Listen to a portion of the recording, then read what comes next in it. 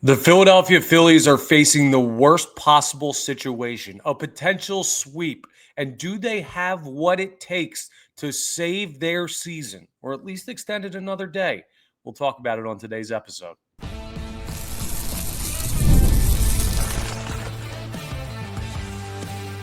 You are Locked On Phillies, your daily Philadelphia Phillies podcast.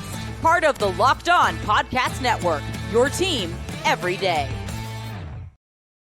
Yes, this is Locked On Phillies. I'm your host, Connor Thomas. Thank you so much for joining us today. We come to you as part of the Locked On Podcast Network, your team every day. Locked On Phillies is your number one place for Monday through Friday daily Philadelphia Phillies content. We're posting every weekday, so appreciate you joining us. You might know me from some of my other work in the sports talk space. I've been on air over at 97.5 The Fanatic doing sports talk radio here in Philadelphia for over 6 years. I've been a credentialed Philadelphia Phillies media member for the past 4 seasons, and this is now my 4th year as the host of Locked On Phillies. Today's episode is brought to you by FanDuel. Right now, new customers can bet just $5, and if your bet wins, you'll get $300 in bonus bets to use across the app. Download the app today.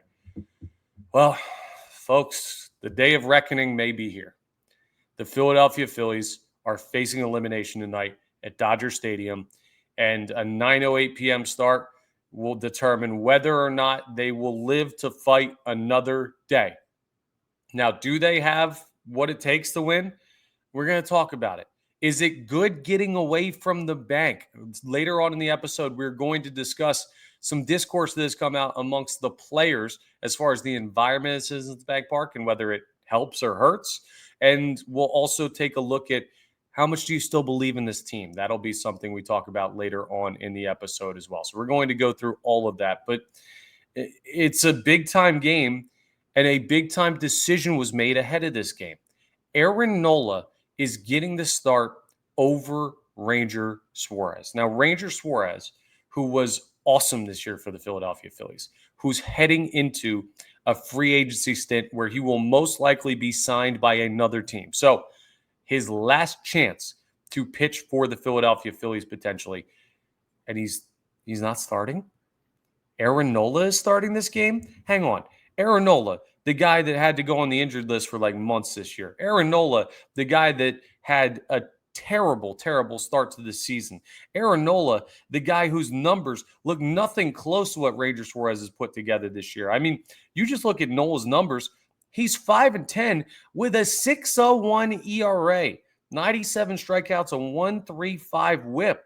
I mean, that's not good. And he's somehow getting the ball in this start. I hate it that Aaron Nola is starting this game. I'll just tell you this right now. And I'm a big Aaron Nola guy. I really am. Like, I've defended him when he has not had many defenders.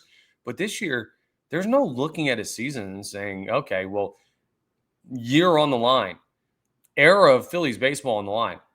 That's the guy I want to take the baseball on the road against Shohei Ohtani and Mookie Betts and Freddie Freeman and all the guys that the Dodgers have. You feel good about that right now. You're going to need to explain to me somehow why you do, because I do not. Now, some very interesting comments were made by Rob Thomson when he was asked about this. So he announced that Aaron Nola would be starting Game 3, and Tim Kelly, who does a great job covering the Phillies for On Pattison, followed up and asked him, can you kind of explain why? And Rob Thomson said, well, Nola's never pitched out of the bullpen. Ranger has. So we'll see how long he goes. Here's the only possible way that I will accept the decision for Aaron Nola starting Game 3. And this decision has already been made. He's getting the ball to start the game. There's only one way this makes sense. If they use him as essentially an opener. That's the only way this makes sense. You give him all that time. And remember a couple years back, Ranger Suarez made a start against the Atlanta Braves, and he was throwing well. I believe it was in the 2023 postseason. And he got yanked after 3 innings, or like 3 1/3. And everyone was like, what in the world are you doing, Rob? And Ranger Suarez was like, what in the world are you doing, Rob? And then Rob Thomson in that game managed the bullpen beautifully. They ended up winning the game. I believe they shut out the Braves. in that postseason game, and everything's gravy after. And then they talk about it, and they're like, yeah, this was always the plan. But we did not tell Ranger Suarez that the plan was to only let him go 3 innings because we didn't want him to think any differently about it. Could this be an even more ratcheted up version of that where Nola might go 1 or 2 innings tonight, but they just don't want to tell him, and they don't want to tell us, and they don't want the strategy to be out there? That's the only acceptable reason. And even that is not acceptable enough to me. I still think it's silly because if you put Nola out there, and let's say he runs into trouble. I've been thinking about this pretty much since they announced that Aaron Nola will be starting Game 3. I'm just imagining Dodger Stadium, loud. The Phillies, top of the order, doesn't get anything going in the top of the first because they're 2 for 21 in this series. And then 0-0 going to the bottom of the first. They announce now batting for the Los Angeles Dodgers, designated hitter Shohei Ohtani. The crowd goes nuts. Aaron Nola throws a 92-mile-an-hour sinker, and Shohei Ohtani hits the ball 430 feet to right field. Like, that's all I've had in my head. And guess what? If you get touched up in the first inning, second inning, there may not be any coming back from that. This team has all the pressure in the world on them. They might tell you, oh, nothing to lose now. That's what Trey Turner said after Game 2. They might tell you that they're going to try and flip the script. That's what Bryce Harper had to say. But at the end of the day, we've seen what happens when this team trails in big-time spots, right? As soon as momentum starts to go against them, they tighten up. And they've been tight in this series. So putting Nola out there and taking the gamble that he's not going to put you down 1, 2, 3 runs right off the rip is a major roll of the dice from Rob Thomson. When the much safer decision would be give the ball to Ranger Suarez, ride him until the wheels fall off, and then deal with wherever you end up. That's what I would have done. And normally I would say, but I'm not the manager of the Philadelphia Phillies. But after the first 2 games of this series, where in Game 1, Rob Thomson sends 40-year-old David Robertson out for a second inning after sitting on the bench and cooling down a little bit, and he clearly does not have his stuff anymore. And Game 2, where you put on a bunt and Nick Castellanos gets thrown out at third when you have all the momentum in the world, and finally the fans at the bank have something to cheer for and the vibe is heading in the right direction. Those are 2 game-changing, in a bad way, decisions by Rob Thomson already through 2 games. So at this point, if I disagree with him, I'm going to trust myself more than I trust Rob Thomson. Is that fair? Maybe not. Is that where I'm at mentally with this baseball team? Absolutely. I'm not in a good place with the Philadelphia Phillies. And I'll just tell you right now, Aaron Nola, Ranger Suarez, Roy Halladay, Cy Young, I would still be going into this game with the thought that ultimately the Phillies will lose this series. And that sucks to say. But we talked about it on yesterday's episode. If you missed it, you can go back and check it out and my thoughts on where the Phillies are at and why I'm so disheartened with this team. But down 2-0 in a 5-game series, it's near impossible to come back, right? It's an almost impossible spot for the Phillies to dig themselves out of this hole, especially 2 games on the road. And maybe I should believe more in this team. They won 96 regular season baseball games. They've had postseason success in the past. But I've mentioned it before. The postseason successes of the past feel like a lifetime ago. And Aaron Nola on the mound inspires more, remember when, than it does, we can win tonight. That's just where I'm at. It feels like a nostalgia decision. It feels like a loyalty decision.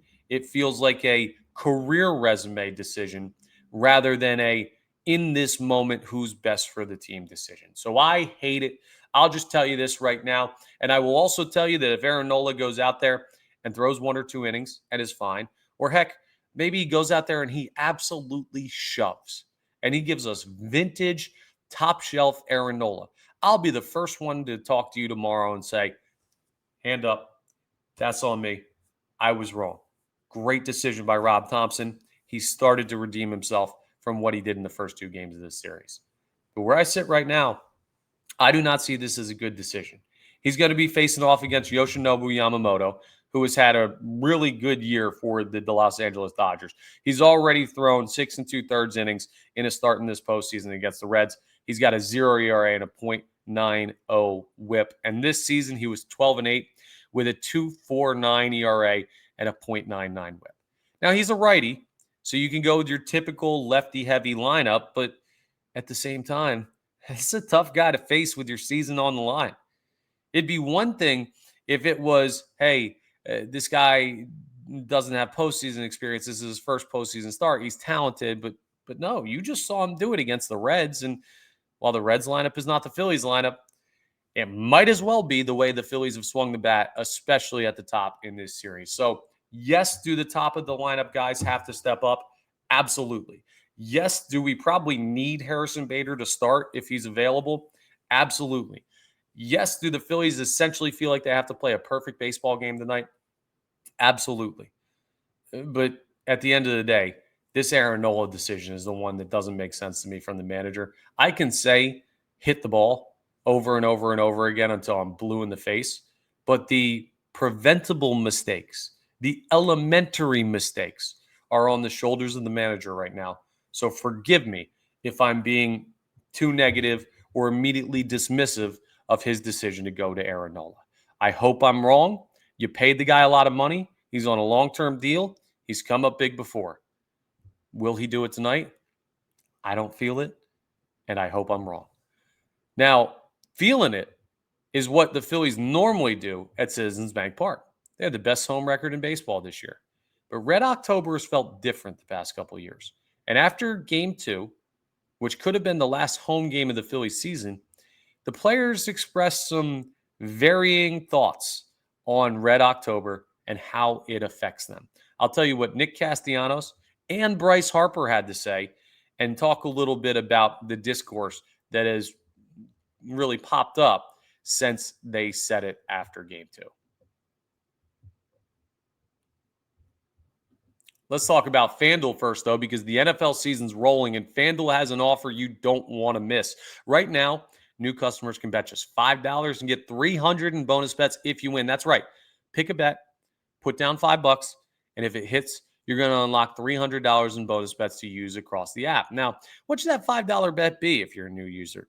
I wouldn't say, like, bet the Fightins to win the series because that's a long shot. You take the easiest bet you can find, the easiest odds, the shortest odds you can find, plus 5,000, plus a billion. I don't know. Look through the app. They do have a billion things you can bet on.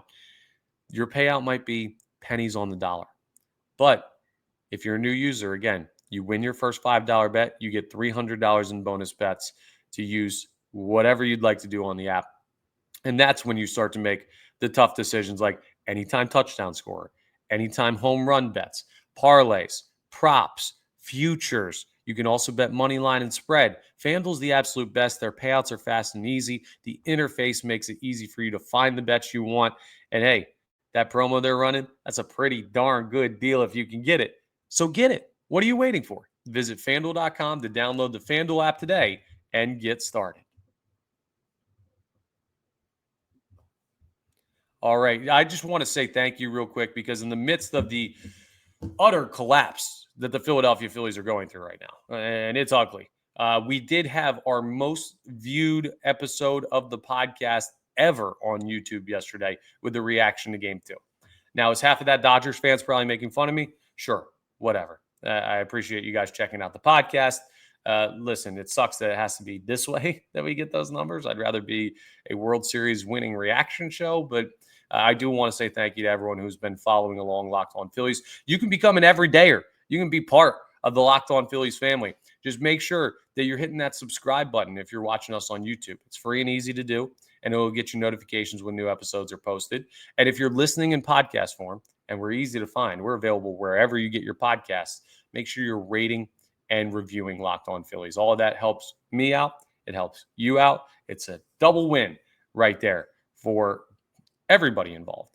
Now, double wins are the opposite of what Nick Castellanos talked about. Because Nick Castellanos, after Game 2, was asked about the environment.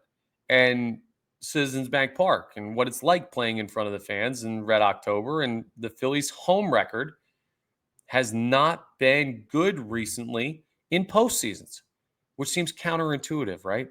They're so good at home during the regular season.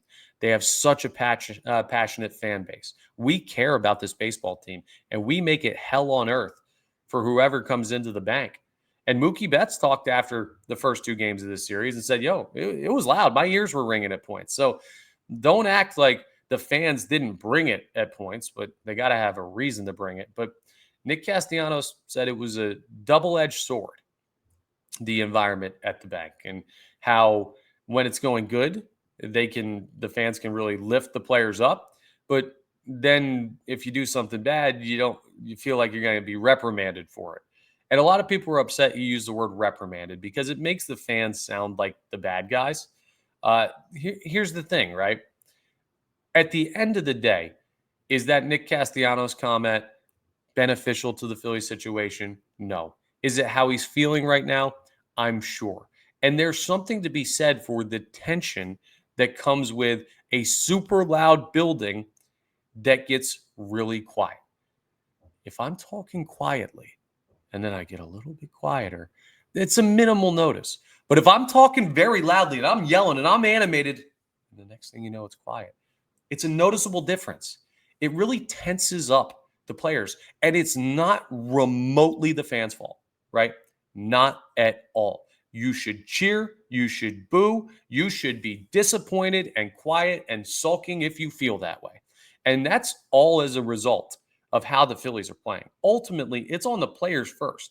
Fans are reactionary, right?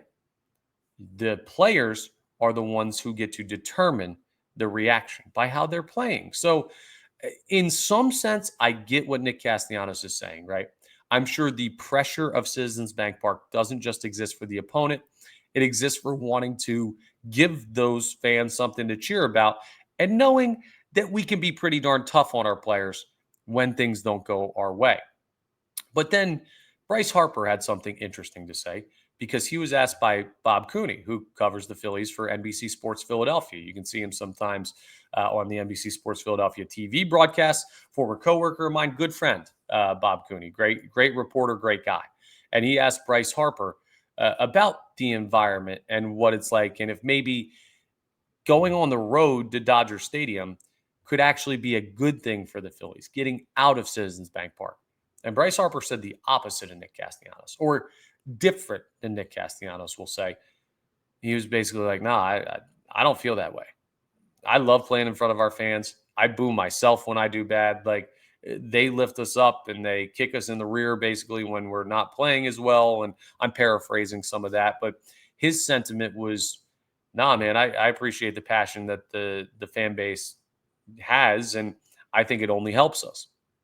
And the funny thing is, the reaction to Nick Castellanos' comments, understandably from the fan base, were, what in the world is this guy talking about? Are you blaming the fans? What, you can't handle the pressure of Philadelphia? What is this loser mentality? That's like kind of the stuff that people were throwing at Nick on social media.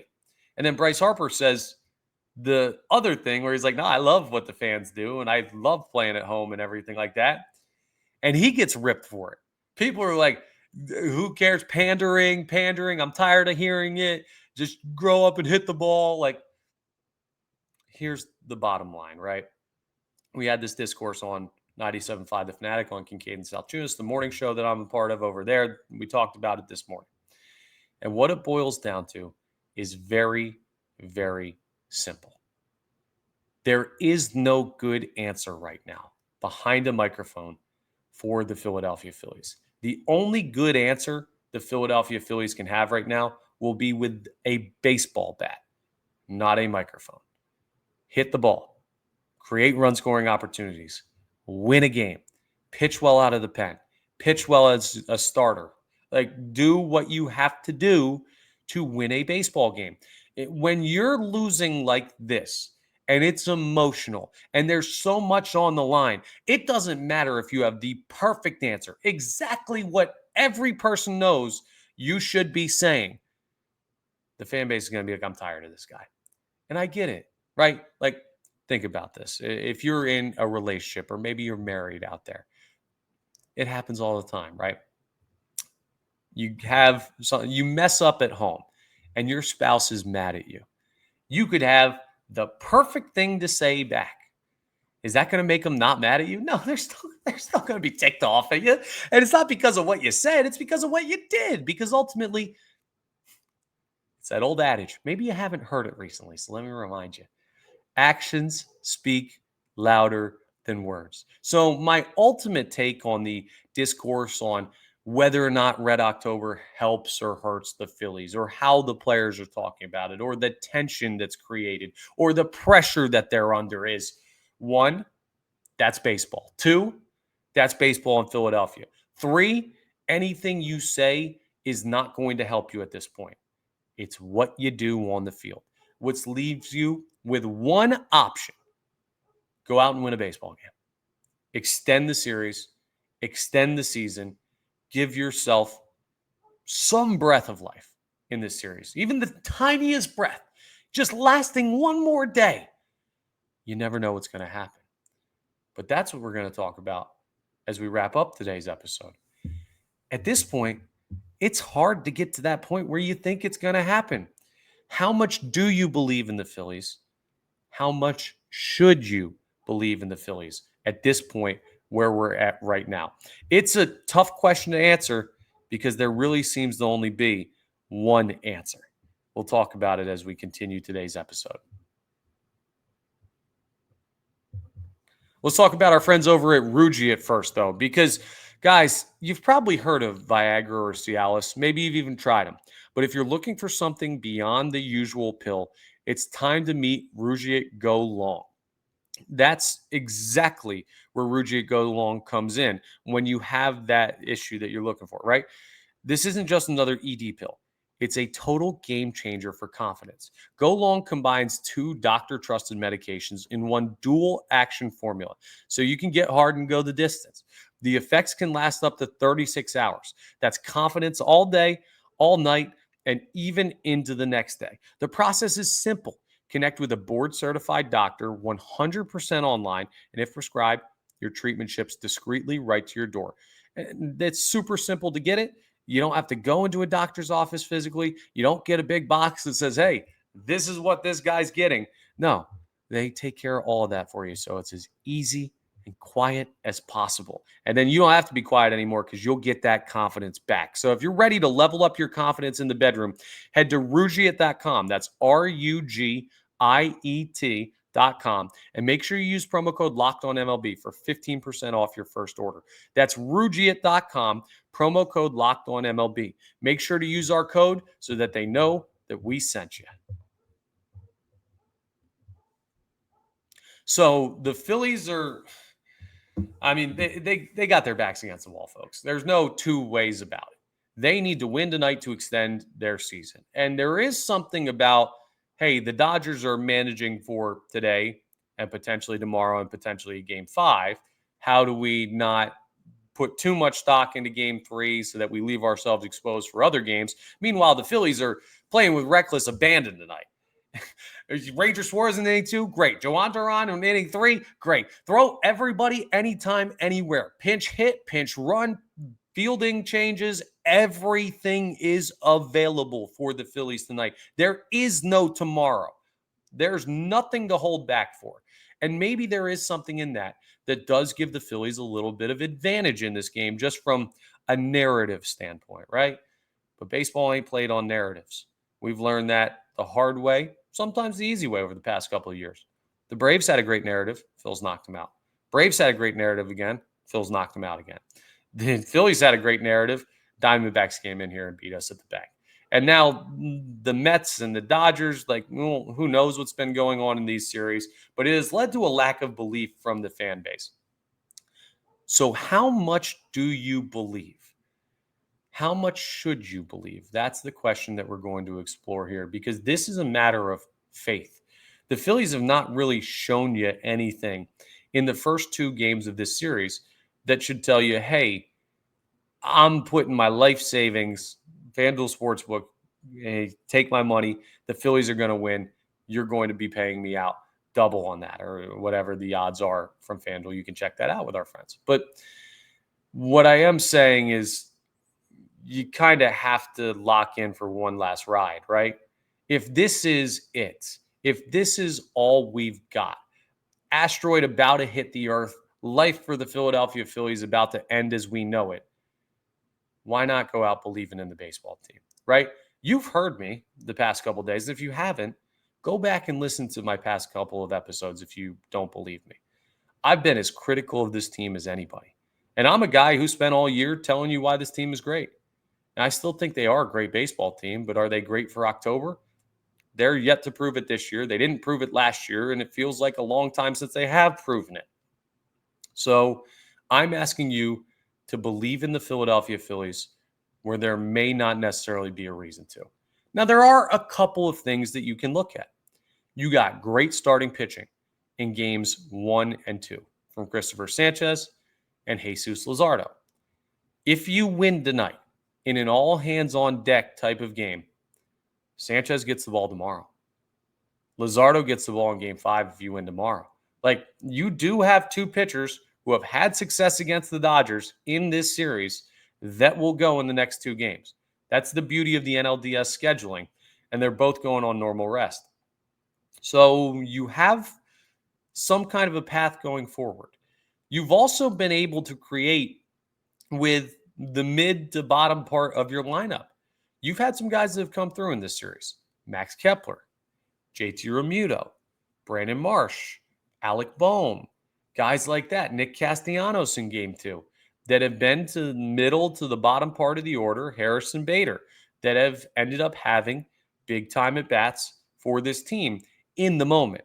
Now, when you look back at the game, this is the tough part about it, right? You look back at how they lose the game and everything is wiped from your memory positive. I'm not coming out of game 2 saying, wow, that double by Nick Castellanos was huge, because it was followed up by the decision to bunt Bryce and Stott. Cassie gets thrown out of third. You lose the baseball game, and all of a sudden you're facing elimination. In game 1, I'm not looking at a Max Kepler triple and saying, wow, what a moment by Kepler when that game's over. I'm going, why in the world is David Robertson still in the game after he gets an out and gets out of an inning? So the negative is always going to outweigh the positive when you lose. But they have had moments. And the Phillies held a lead for a lot of game 1. They battled late in game 2. I will tell you this. I don't think this is a team that's going to lay down and die getting down 1, 2, 3, 4 runs. You saw last night, if you watched Yankees-Jays, the Yankees were facing elimination. Now, this one was at Yankee Stadium because the Blue Jays are the higher seed, but the Yankees were down 2 games to none, and Aaron Judge comes to the plate, and he hits a big-time home run. They were down 6-1 in that game, and they come all the way back to win it 9-6, right? So I believe the Phillies are going to come back if they go down 5 or 6 runs. I don't know if that's the case, but what I will say is I don't think the Phillies, if they're in a manageable deficit, lay down and die. Now, where they will lay down and die is if Nola goes out there and gets shelved for like 4 or 5 in the first inning, and you're like, man, this is what some people expected, me. And now we are way behind the 8 ball and everything. The world's collapsing in on us, and Dodger Stadium's super loud, and we're facing Yamamoto, who's probably going to be pretty darn good tonight. It's going to be tough to create against him. That's it. So, but I don't believe that under normal circumstances, right, even if they're at a deficit in the game, that the Phillies are just going to mail in at bats. I don't think the Phillies have been mailing in at bats this series. I think they've had incorrect approaches from the top of the lineup. Schwarber, Harper, to a lesser extent Turner, but he's in there too. And that has to be fixed. But I don't think it's them going, woe is me, we're defeated, we're never going to win. Like, they loaded the bases in game 1 with a chance to take the lead, and Edmundo Sosa flew out. They had the tying run on second with no outs in the 9th in game 2.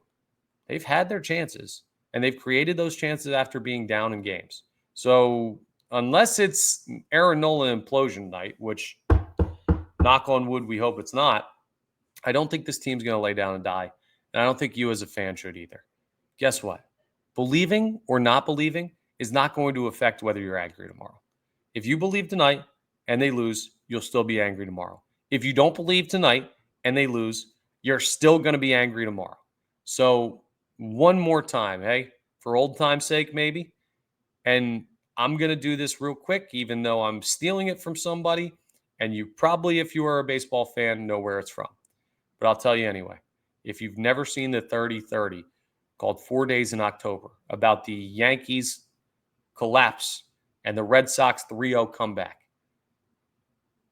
Kevin Millar, who has become a great baseball talk personality after his playing career, was on like this video cam back in 2004. And when they were facing elimination, he said, just don't let us win tonight.